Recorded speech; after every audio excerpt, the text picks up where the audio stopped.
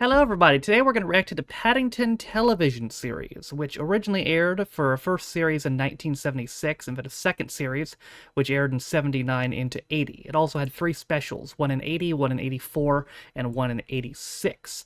These, of course, were based off the Paddington Bear books by Michael Bond. How long ago did Michael Bond... He's surely not still alive, is he? No, he passed away in 2017. He was 91, though. That's a hell of a life. So I lost my train of thought. Oh yeah, so there in the first series in 1976 there was two Christmas themed episodes, Paddington and the Christmas Shopping, and then just Paddington's Christmas. They were both based off stories from the book More About Paddington from 1959. Both these episodes are like less than 5 minutes, so we're just gonna watch them both in one video, starting with Paddington and the Christmas Shopping.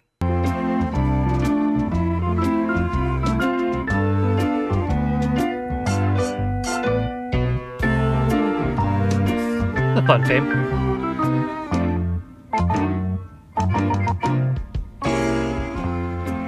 That's an earworm. One day, Mrs. Brown left Paddington outside Crumbold and Ferns so that he could do some secret Christmas shopping on his own. But it wasn't as easy as it looked. In fact, he landed on a tie-pin, and it was very painful. Ow.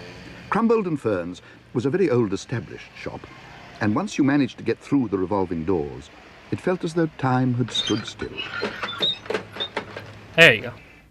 It was the kind of shop where the assistants were rarely taken by surprise. Oh, so they're like drawn, and he's not? So when Paddington announced that he'd come to buy a clothesline, the man scarcely raised his eyebrows, especially when he caught sight of the diamond tie-pin on Paddington's duffel coat. What would you call this? Perhaps, he said, you you would like to consider one of our special expanding clotheslines, sir, as used by some of the best families in the country. You'd be surprised if I told you the names of some of our customers. Mine's for Mrs. Bird, said Paddington. I'm buying her a new one for Christmas. Hers broke the other day. Well, we can't have that, sir. Perhaps you'd like to test it. I'm sure it won't let your Mrs. Bird's washing down. Thank you very much, said Paddington. Oh. It couldn't be more simple. The box contains over 100 yards of best clothesline, and as That's you pull, it unwinds itself. Then when you've finished, you simply... Uh-oh. Oh, dear me. Mr. Wainwright, have you seen a young bear gentleman wearing a blue duffel coat go past? He went that way, towards the China department. Sounds as though he's arrived. Yeah. Uh-oh. Oh, my goodness. Follow that box. Oh, no. Paddington helped himself to a bullseye. The clothesline had turned out to be much longer than he'd expected. Now he was lost, and he definitely felt in need of some refreshment. Ah, there you are, said the assistant. I suppose you realize you've tied everyone up in knots. What have you done with the end of the line? It's here, said Paddington. At least, it was a moment ago. What was that? Asked the assistant. I said it's here. Here. The assistant stared at him. For some strange reason, he seemed suddenly to have lost the use of his hearing. Do speak up, he exclaimed. I can't understand a word you're saying. Oh dear, said Paddington. I think my bullseye must have fallen in your ear. Your bullseye, repeated the man. Fallen in my ear. I'm afraid it's a bit slippery where I've been sucking it, began Paddington. You've been sucking a bullseye in Crumbold and Ferns. But for the second time that morning, the assistant found that he was talking to himself. Paddington had decided it was high time he did one of his disappearing tricks again. Yeah, that's a good idea. He arrived outside the shop just as a very important-looking gentleman was about to go in, and they were soon deep in conversation. That's Sir Grisham Gibbs, whispered the commissionaire. That young bear found a highly valuable tie-pin belonging to him only this morning. Oh. It wasn't very difficult, said Paddington. I sat on it by mistake. Nevertheless, an example to us all. James, as a reward, I would like to place my card at your disposal for the rest of the day. James! I don't think we shall get back into Crumbold and Ferns for a while. They appear to have some rope caught in their entrance. Perhaps you'd like to continue your shopping elsewhere. I think that would be a very good idea, Mr. Gibbs, announced Paddington. Especially if James can find a clothesline shop without revolving doors that Arrive. sells bullseyes as well. Great chaos to leave. I've left my last one in someone's ear. My mistake.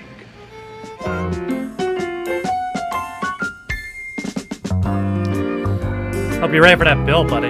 That's a really interesting animation style. Paddington's animated in stop motion. Paddington himself is a puppet in three-dimensional environment while the other characters are paper cutouts.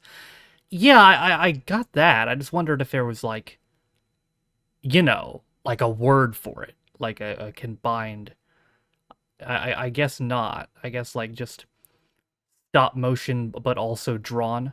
You know, I was wondering if there's some kind of combination word, but maybe not. If there is, let me know. Okay, so next one is Paddington's Christmas.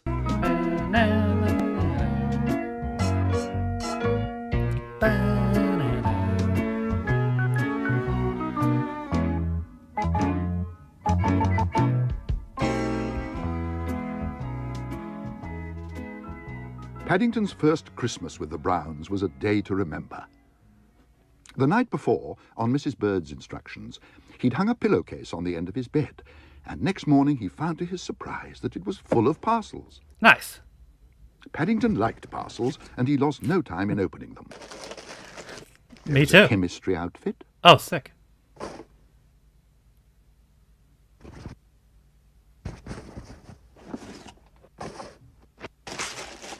a new scrapbook from Mr. Gruber, Scrapbooking is lit. My mom used to scrapbook. and a xylophone. A xylophone? Soon the whole house was awake. I'm as patriotic as the next man, grumbled Mr. Brown, but I draw a line when bears start playing the national anthem at 6 o'clock in the morning. There's no need to stand to attention, Henry, said Mrs. Brown. I'm not standing to attention. I'm stuck to the floor. Oh, Look. how? Oh, gosh, said Judy. That must be the instant glue I gave him for his new scrapbook. Oh. Christmas, groaned Mr. Brown. Perhaps you'd like to give a hand with the dinner, Paddington, said Mrs. Bird. There's a lot to be done.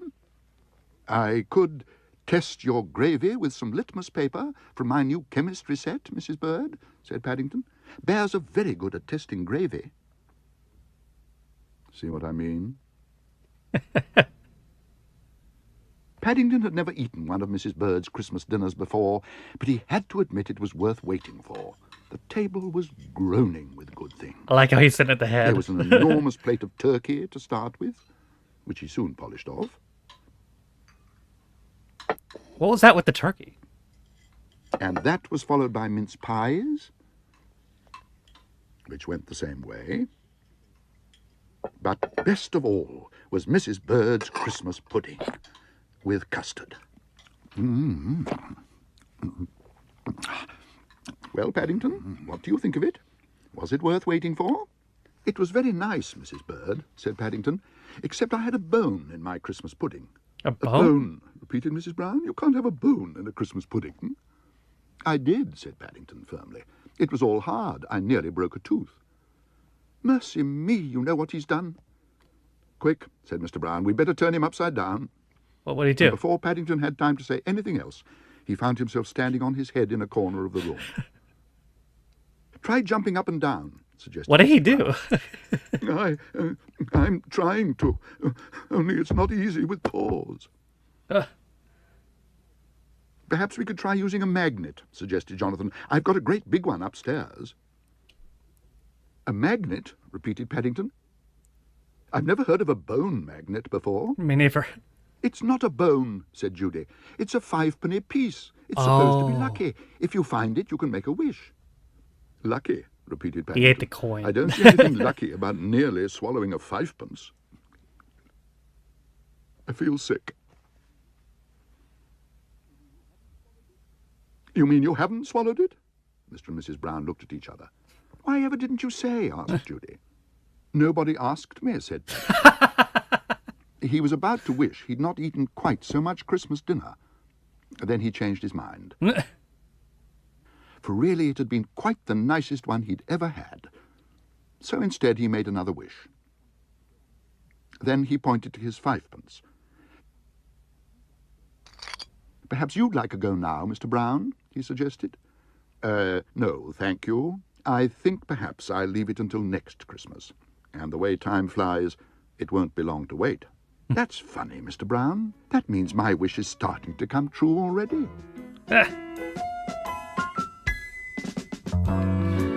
Bro, Paul, that nobody asked me. That's funny. Okay, well, that was very cute. Again, if there's like a name for that combined, if there's a name for that combined animation style, let me know. I thought maybe there'd be some kind of official name, but I guess it's just stop motion with, I don't know. I wouldn't even know how to say it, but I thought it was cool.